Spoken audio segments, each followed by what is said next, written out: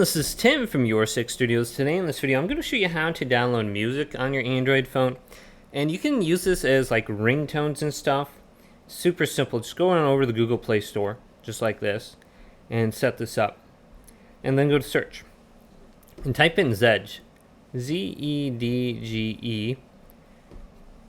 Then go to Zedge, Wallpapers and Ringtones. And get this. Now it looks like I have to update this real quick before I open it up. But with this, you can pretty much search for any kind of like sound for your ringtone, your notifications, your alarms, and it makes it very simple to set this up.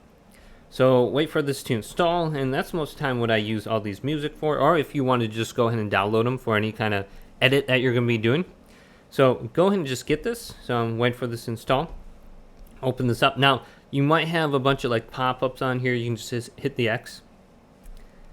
And then you should be able to bypass that. This is free. You don't need to use it unless you really want to pay for it, because it can get really annoying with all the ads if you are on here a lot.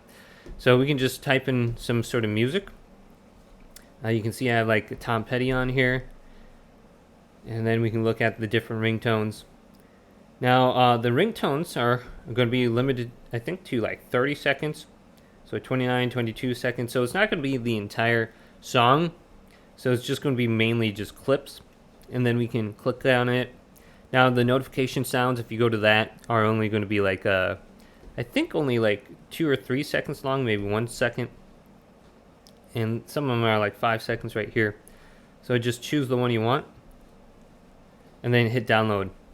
And we can decide if we want to save it to our media folder, if we're going to be using this for edits, notifications, alarms, contact ringtones, and then ringtones right there. So set this up with a ringtone for, someone on your contacts list, and you should be good to go.